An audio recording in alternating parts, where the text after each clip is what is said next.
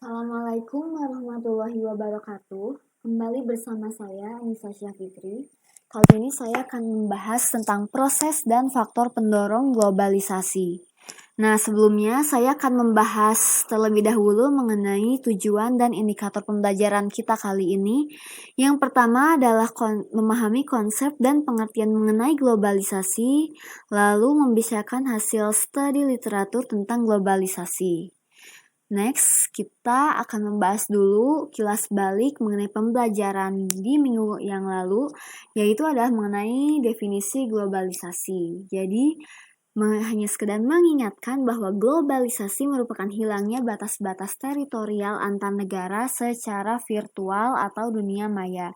Jadi di sini kita bukan membahas tentang zona ekonomi eksklusif atau benteng perbatasan, tapi lebih ke jaringan informasi dan komunikasi di antar negara. Nah, karena tidak terbatasnya jaringan informasi dan komunikasi tersebut, maka globalisasi dapat menimbulkan keseragaman budaya. Nah, next kita akan masuk ke pokok materi berikutnya, yaitu adalah proses globalisasi. Proses globalisasi ini terdiri dari beberapa tahap yang akan kita bahas satu persatu. Tahap yang pertama adalah bahwa globalisasi dipercaya sudah muncul dari tahun 1000 sampai 1500. Nah, jadi cikal bakalnya ini ditandai dengan perdagangan bangsa Tiongkok dan India melalui jalur sutra atau Silk Road. Jalur sutra ini adalah jalur darat yang membentang di sepanjang daratan Asia, terutama dari daratan Tiongkok menuju ke daerah Eropa Timur. Nah, di sini kita bisa lihat peta jalur sutra yang ada garis merahnya ini. Next, yaitu adalah tahap 2, di mana adanya dominasi jaringan perdagangan kaum muslim di Asia dan Afrika. Jaringannya tersebut cukup luas, meliputi Tiongkok, Asia Tenggara, Persia, Afrika Timur, hingga daerah Eropa, yaitu adalah Venesia. Nah, di sini pedagang-pedagang muslim itu sekalian menyebarkan agama Islam dan juga menyebarkan kebudayaannya. Biasanya melalui proses perdagangan dan juga amalgamasi atau pernikahan beda kebudayaan. Nah, lalu tahap yang ketiga itu adalah merupakan eksplorasi bangsa Eropa ke seluruh penjuru dunia yang melahirkan kolonialisme dan imperialisme. Jadi di sini bangsa Eropa mengeksplorasi berbagai tempat di dunia, termasuk itu di Amerika, Asia, Australia, gitu kan. Makanya banyak sekali negara-negara jajahan bangsa-bangsa Eropa. Mereka mengeksplorasi dunia ini dalam rangka mencari gold, glory, dan gospel alias mencari kekayaan, mencari kejayaan atau kekuasaan, dan juga ingin menyebarkan agamanya.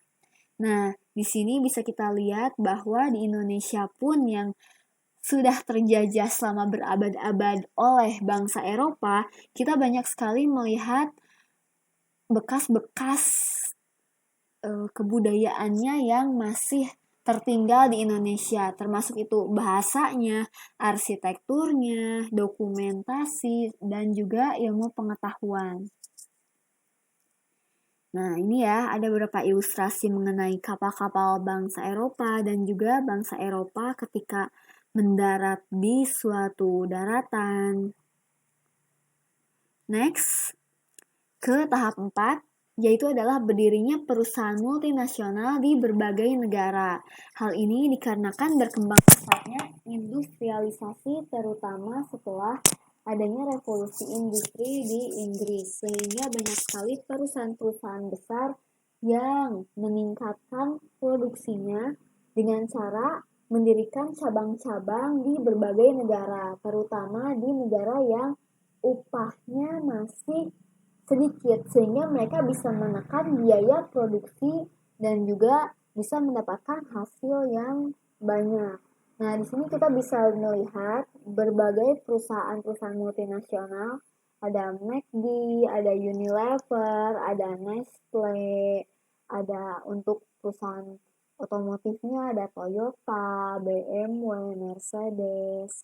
Kemudian ada juga makanannya, di sini kita bisa lihat Kraft, Cadbury, dan lain-lain sebagainya. Ini adalah berbagai perusahaan multinasional.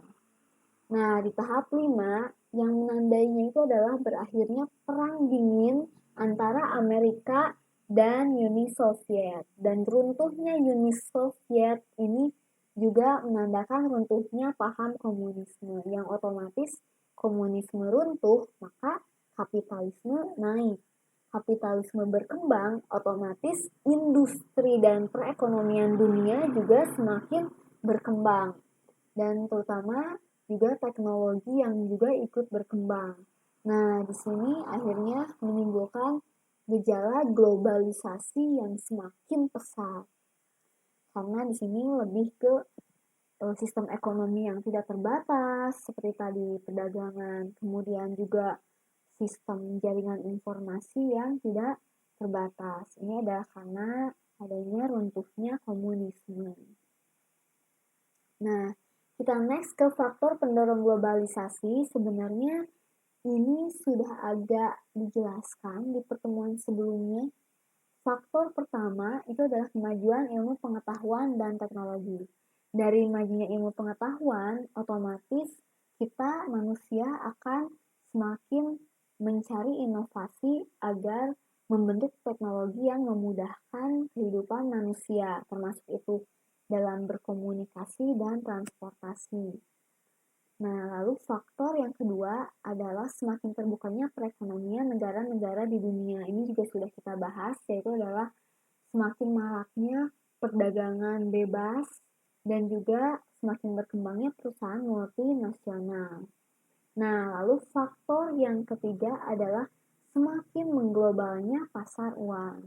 Di sini pasar uang itu adalah pasar abstrak di mana di dalamnya itu adalah ada pihak yang menyediakan uang dan juga pihak-pihak yang membutuhkan uang, di mana mereka ini bisa meminjam uang tersebut dengan jaminan berupa sertifikat atau surat-surat berharga. Jadi di sini sistemnya sama dengan sistem kredit dengan jangka waktu tertentu. Nah, itu adalah pasar uang. Nah, sudah kita bahas mengenai faktor pendorong globalisasi. Sekian yang bisa saya sampaikan hari ini. Mudah-mudahan bermanfaat. Jadi sekian, selamat belajar dan wassalamualaikum warahmatullahi wabarakatuh.